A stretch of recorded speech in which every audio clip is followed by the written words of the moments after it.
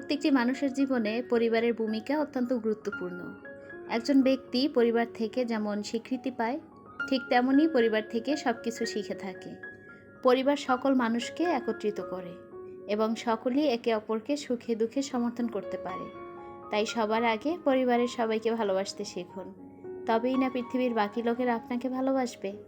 Hello everyone, আসসালামু আলাইকুম, welcome back to my another new blog. সবার কী অবস্থা, কেমন আছেন? আই হোপ সবাই ভালো আছেন, সুস্থ আছেন।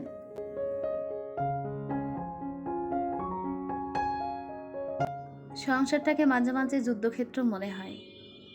কেন বলছি জানেন? আমার কাজের খালা ঈদের ছুটি নিয়ে আবারও আমাকে একা করে চলে গেছে।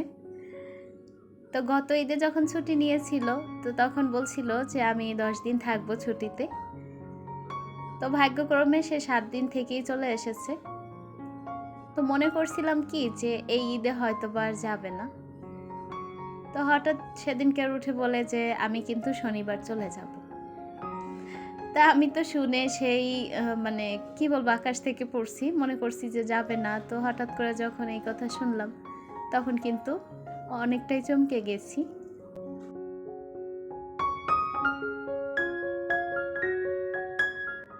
আসলে একটা জিনিস খেয়াল করবেন, আমরা যারা অন্যের উপর ডিপেন্ডেন্ট করে থাকি তারা কিন্তু বেশি কষ্ট পায়। কারণ হচ্ছে সেই নির্ভরের জায়গাটা যদি হুট করে চলে যায়, তখন কিন্তু সব কিছু দায়ভার মাথার উপরে পড়ে।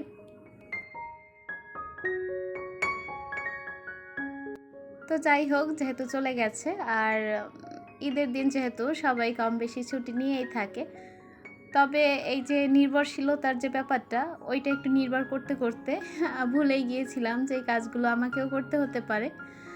তো যাই হোক, যখন খালা ছুটিতে থাকে বা মাঝে মাঝে 2-1 দিন ছুটিও নিয়ে নেয়, ওই সময় সংসারটাকে আমার মাঝে মাঝে যুদ্ধক্ষেত্র মনে হয়।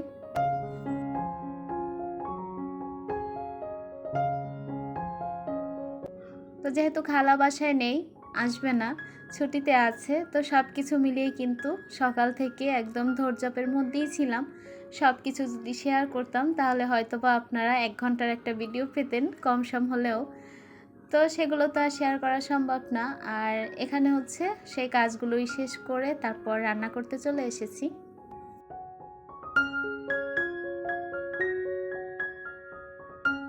তো আজকে এখানে হচ্ছে চিংড়ি মাছ ভুনা করব। তো আর হচ্ছে হাঁসের মাংস রান্না করব। তো বাসায় হাঁসের মাংসটা হচ্ছে তাইফের বাবা আর আমার বড় ছেলে পছন্দ করে।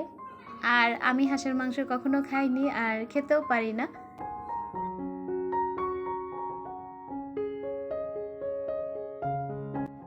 দেখা যায় কি, যখন আমি এই হাঁসের মাংস মানে বাসায় নিয়ে আসা হয়, তো আমি যখন এই মাংসটা খাই না, তাইফের বাবা তো সেটা জানে।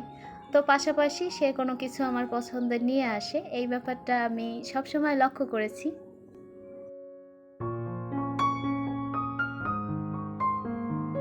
তবে আমার কাছে এই ব্যাপারটা ভালো লাগে যে সে নিজের চিন্তা করে না, আমার চিন্তাও করে। আর এটা শুধু এখন না, সবসময় বরাবর করেই এসেছে।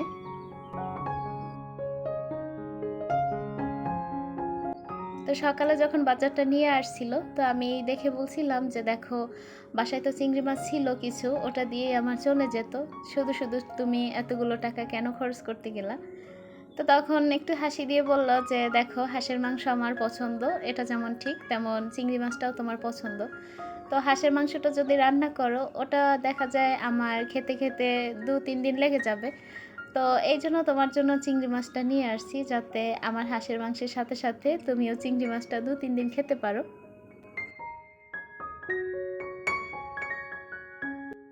তো কথাটা শুনে আমার একটু হাসি পেয়েছিল। যাই হোক, ওখানে হচ্ছে এই জন্য নিজের জন্য কিছু চিংড়ি মাছ ভাজি করেছি। আর এই তো এখানে হাঁসের মাংসটা কিন্তু ভালো করে কষিয়ে নিচ্ছি।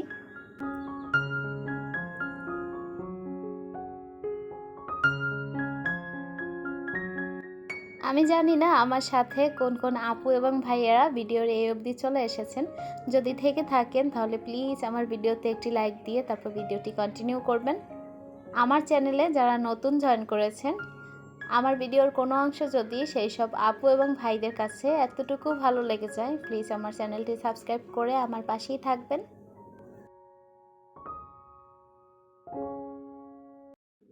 এখানে কিন্তু আমি চিংড়ি মাছটাকে ভালো করে কষিয়ে নিয়েছি, তার মধ্যে এখন পরিমাণ মতো পানি দিয়ে দিয়েছি।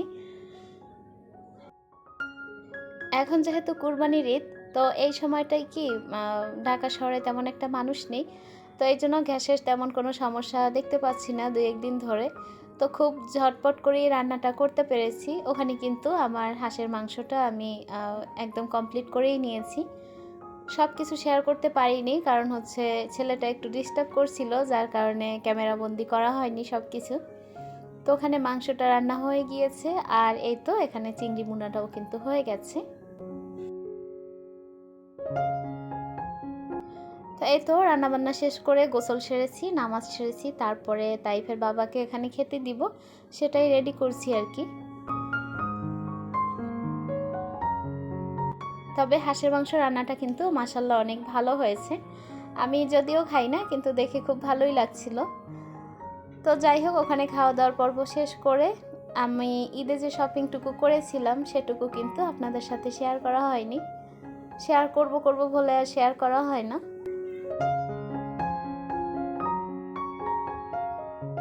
ইদানিং কিন্তু অনেক আপুদের ভিডিও দেখছি, শপিং ব্লগ।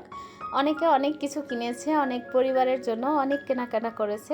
যেহেতু বাড়িতে যাওয়া হবে না, আর নিজেদের জন্য তেমন আহামরি কোনো কিছু কেনা হয়নি। যেহেতু রমজানের ঈদে অনেক কেনাকাটা হয়েছিল, যতটুকুই আর কি। এই জন্য এই কুরবানির ঈদে আর তেমন কোনো কিছু কেনাকাটা হয়নি।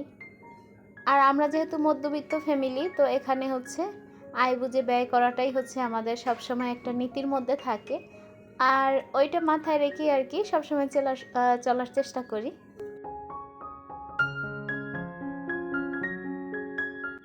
এখানে কিন্তু ছেলের জন্য কিছু ড্রেস, ছোট ছেলের জন্য কিছু ড্রেস নেওয়া হয়েছে, তারপর বড় ছেলের প্যান্ট শার্ট, তারপর টি শার্ট, এগুলো নেওয়া হয়েছে।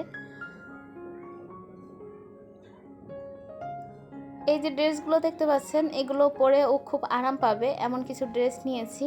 আর আমার ছোট ছেলেটা একটু অন্যরকম, বেশি মানে পুরো কোনো ড্রেস বা অনেক বড় কোটি ড্রেস আছে যেগুলো বাচ্চাদের, এখন কিন্তু মার্কেটে গেলেই বাচ্চাদের জন্য কোটি ড্রেসগুলো বেশি পাওয়া যায়। তো ওই ড্রেসগুলো না ওকে পরিয়েছি, কিন্তু ও ওইটাতে কমফর্ট ফিল করে না একদমই।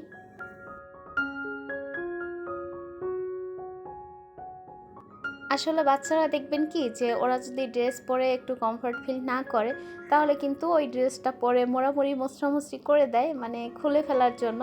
তো আমি ওর ব্যাপারটা বুঝতে পেরেছি, যার জন্য আমি ও যেটাতে কমফর্ট ফিল করে সেই ধরনের টুকিটাকি কিছু নিয়েছি।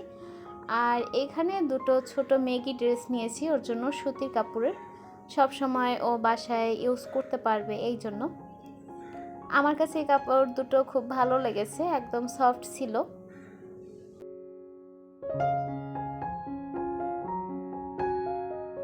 আসলে মার্কেটে গেলে হয় না যে যা দেখি তাই নিতে ইচ্ছা করে। বিশেষ করে আমার তো বাচ্চাদের ড্রেস দেখলে মন চায় যে আমি মার্কেটের সবগুলো তুলে নিয়ে আসি। বাচ্চাদের ড্রেসগুলো আমার কাছে বেশি কিউট মনে হয়। আর আমি কিন্তু ঈদের জন্য, বিশেষ করে যে ঈদের জন্য কোনো কিছু কেনাকাটা করিনি।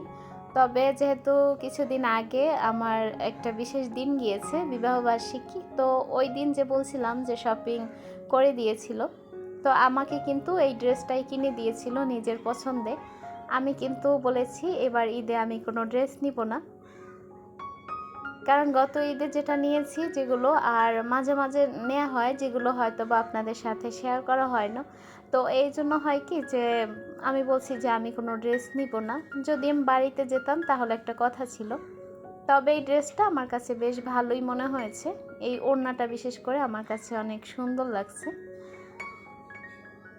কারণ 4 সাইডে কিন্তু ওড়নাটা ডিজাইন করা আছে, এমব্রয়ডারি কাজ করা সুতো দিয়ে।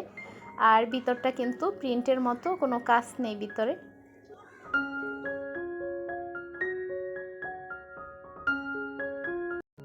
আমি সব সময় না সিম্পল জিনিস সব সময় পছন্দ করি, সেটা হোক ঘরের জিনিসপত্র কিংবা নিজের ড্রেসের ব্যাপারটাই বলতে পারেন। তো এটা আমার কাছে বেশ ভালোই লেগেছে। তো দুজনার পছন্দ নিয়েই আর কি কিনেছি। তবে প্রথমবারে তাইফের বাবাই পছন্দ করেছে যে এই কালারটাই ভালো লাগবে, আর এই কালারটা আমার তেমন একটা পরাও হয়নি। আর এখানে তাইফের বাবার জন্য একটা টি শার্ট নিয়েছি আমি, যেহেতু সে সবসময় আমাদেরকেই কিনে দেয়, তো এইবার আমি নিজের টাকা দিয়ে আমার হাজব্যান্ডকে এই টি শার্টটা কিনে দিয়েছি। আসলে যারা আমরা মধ্যবিত্ত ফ্যামিলি বলতে পারেন, তারা কিন্তু সবসময় স্বাদ আর সাধ্যের মধ্যেই কেনার চেষ্টা করি। সবসময় যদি চেষ্টা করি যে না ভালোটাই নিব, ভালোটাই কিনবো, নিজের মন মতো চলার চেষ্টা করি, সেখানে কিন্তু অনেক সমস্যা দেখা দেয়। তো সব কিছু ফ্যামিলির চিন্তা করে, সংসারের চিন্তা করেই কিন্তু আমরা কেনাকাটা করি। তো এখানে হচ্ছে বড় ছেলের জন্য কিছু প্যান্ট আছে আর এই যে পাঞ্জাবি।